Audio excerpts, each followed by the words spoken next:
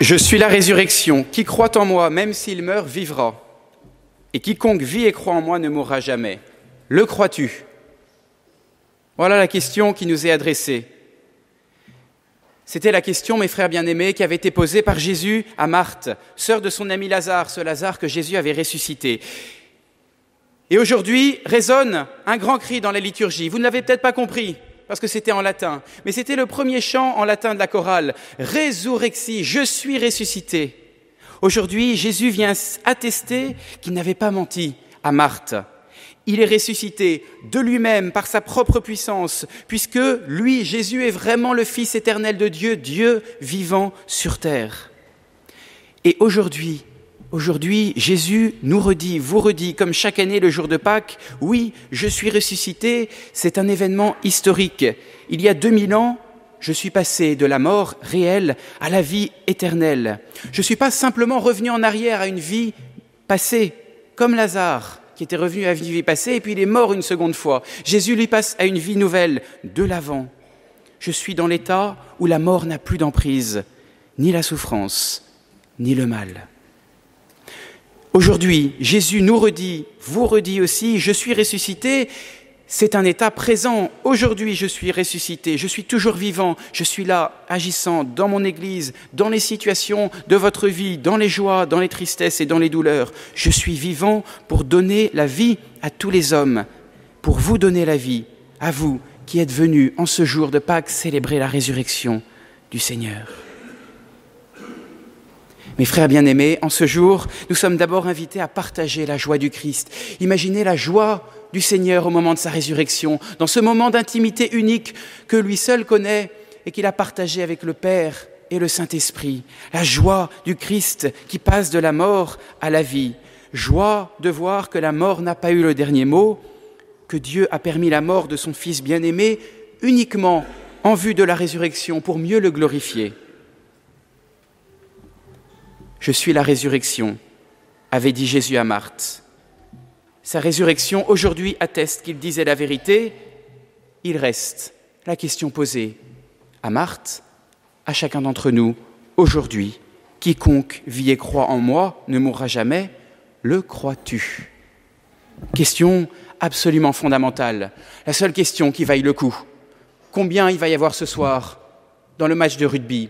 Ça passera. Peut-être que ça nous occupe en ce moment, mais ce n'est pas la seule question qui compte pour toute notre vie. La seule question qui compte, est-ce que tu veux avoir la vie éternelle ?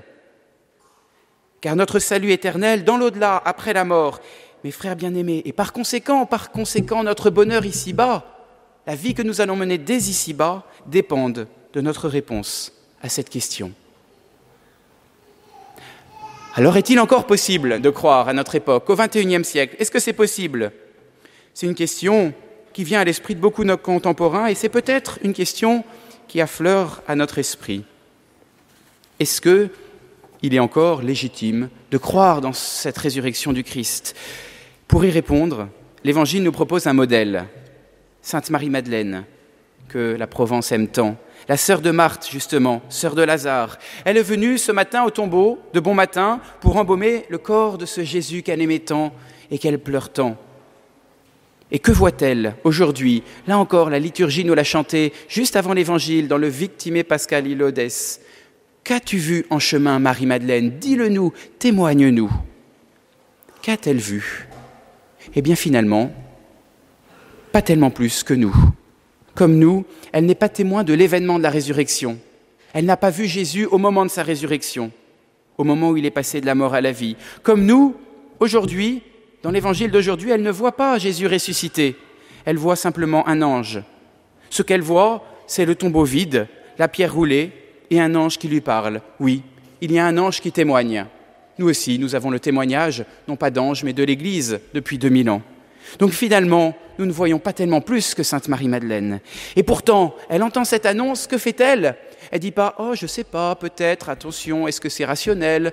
Bon, je vais réfléchir, je vais poser la question, peut-être, je reviendrai dans un an. » Non, elle part, elle court et elle va annoncer ça aux apôtres, devenant ainsi, mes frères bien-aimés, l'apôtre des apôtres, la reine des apôtres pour ça, la première à annoncer la bonne nouvelle à tout le monde. Comment a-t-elle pu ? Parce que ce même tombeau vide, d'autres le verront aussi et ils ne croiront pas. les gardes, les chefs des prêtres, Pilate. Un même événement peut provoquer chez les uns l'enfermement et chez Marie-Madeleine un acte de foi extraordinaire. Pourquoi ?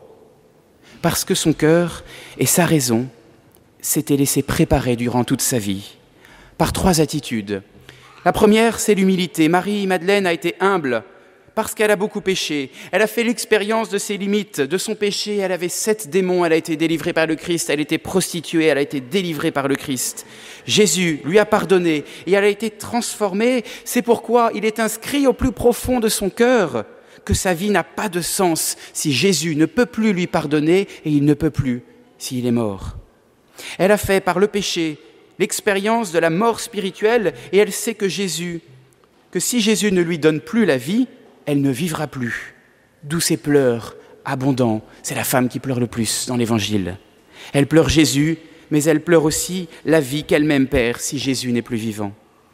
Ensuite, Sainte Marie-Madeleine a été persévérante parce qu'elle ne se contente pas de suivre Jésus quand tout va bien. Durant sa vie terrestre, elle est là aussi au pied de la croix. Elle ne se contente pas de verser du parfum sur son corps dans les moments de réconfort, à Béthanie, avant sa mort, mais aussi au tombeau pour embaumer le corps gisant de son Seigneur. C'est parce qu'elle n'arrête pas ses efforts devant les obstacles de la vie qu'elle a mérité d'être la première à croire en la résurrection. Et enfin, qualité essentielle, elle a été docile, parce qu'elle écoute la parole de l'ange. Bien qu'effrayée, elle écoute ce que lui dit l'ange. Il est ressuscité, il n'est pas ici. Allez dire à ses disciples, il vous précède en Galilée. Et elle obéit. Elle part. Et c'est justement parce qu'elle part, et c'est en chemin qu'elle va avoir l'apparition de Jésus, selon le témoignage de saint Matthieu. Elle accepte d'accueillir quelque chose qui dépasse les seules forces de sa rationalité, quelque chose qu'elle ne peut pas complètement comprendre, mais qu'elle accueille parce qu'un témoin lui a dit. Elle accepte de ne pas tout maîtriser, elle est docile. Alors, mes frères bien-aimés, le monde moderne veut nous faire penser que la résurrection du Christ est une croyance du passé. Qu'est-ce qui est essentiel aujourd'hui, ici dans cette ville de Toulon, en cette fête de Pâques 2015 ? Quel est le point central ? Malheureusement, ce n'est pas la résurrection du Christ. C'est ce qui se passe à 16h15 tout à l'heure. Et même si je supporte le RCT, je pense qu'aujourd'hui, le centre de la journée, c'est la résurrection du Christ. L'homme, lui, se centre sur autre chose. Il ne veut plus croire, ne plus mettre au centre la résurrection de Jésus. Pourquoi ? Parce que l'homme moderne, et c'est un peu chacun d'entre nous, l'homme moderne, ce n'est pas les autres, ce n'est pas vous, c'est moi. C'est chacun d'entre nous. L'homme moderne n'est ni humble, ni persévérant, ni docile. Il n'est pas humble parce qu'il ne veut plus entendre le mot de péché et donc de pardon. Il n'y a plus de responsabilité, de culpabilité. On a toujours des excuses à tout. L'homme moderne n'est plus persévérant. Il veut ce qui produit des résultats instantanés, des réformes. Oui, mais si jamais c'est tout de suite des fruits. Tout de suite, je veux le résultat, je veux le voir, sinon j'abandonne. Et il n'est pas docile parce qu'il n'accepte comme vrai que ce qu'il a expérimenté personnellement, ce qu'il a vu à la télé, vu sur Internet, vu de ses propres yeux, montré expérimentalement par la science, incapable d'accueillir dans la confiance quelque chose qui le dépasse, mais qui a 2000 ans de témoignages, comme le fait de la résurrection, 2000 ans de témoignages de l'Église. Il n'est plus humble, plus persévérant, plus docile, mais malheureusement, il n'est plus heureux non plus, car il ne croit plus dans la vie éternelle qu'apporte le Christ. Le monde ne croit plus, mais le nombre de suicides augmente. Le monde ne croit plus, mais le nombre de dépressions augmente. Le monde ne croit plus, mais après la mort, il pense que c'est le vide, l'absurde, le néant. Mes frères bien-aimés, soyons dans la joie parce que nous ne sommes pas faits pour l'absurde, pour le vide, pour le néant. Nous sommes faits pour la vie éternelle, la vie en abondance. Et ça, c'est pour cela que vous êtes venus ici, dans cette église ce matin, parce que vous voulez la vie éternelle, vous voulez un bonheur complet et profond dès ici-bas et qui continuera au ciel. Alors, contre l'esprit ambiant, je vous propose de développer les 3 qualités de notre chère Sainte Marie-Madeleine. D'abord, l'humilité, en reconnaissant votre péché, notre péché, en le confessant dans le sacrement de la réconciliation. Seigneur, prends pitié du pécheur que je suis, nous dit l'Évangile. Ensuite, la persévérance, en ne vous contentant pas simplement de cette messe de Pâques, mais en faisant puiser à l'Eucharistie chaque dimanche, et dès dimanche prochain, le dimanche de la miséricorde, immense dimanche de grâce, et en priant chaque jour, quotidiennement, Jésus ressuscité, quotidiennement, pas simplement aujourd'hui. Je crois, Seigneur, mais viens en aide à mon manque de foi, nous dit l'Évangile. Et enfin, la docilité, en écoutant ce que l'Église enseigne depuis 2000 ans à la suite du Christ. Il est ressuscité, il est source de vie et il faut suivre ses commandements.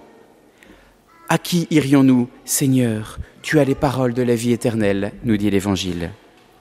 Mes frères bien-aimés, en ce jour de joie, de victoire du Christ sur la mort, faites cela. Soyez humbles, persévérants et dociles, et vous croirez davantage. Croyez davantage, et vous recevrez la force du Christ ressuscité. Recevez cette force, et vous trouverez une joie, une paix et un élan que le monde ne pourra jamais vous proposer. Amen. Au nom du Père et du Fils et du Saint-Esprit. Amen.